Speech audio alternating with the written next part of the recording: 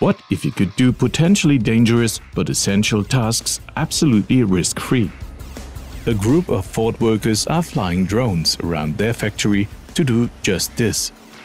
To carry out vital safety inspections of high-up or hard-to-reach places, Dagenham engine plant workers are using drones with cameras to safely and efficiently inspect machinery and roof areas.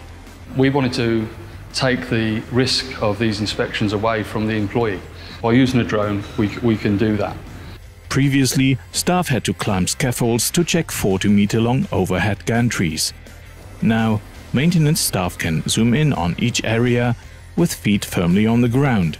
The whole production facility can be covered in a day by controlling drones equipped with cameras to thoroughly inspect each area, ensuring they're well maintained and comply to rigorous safety standards.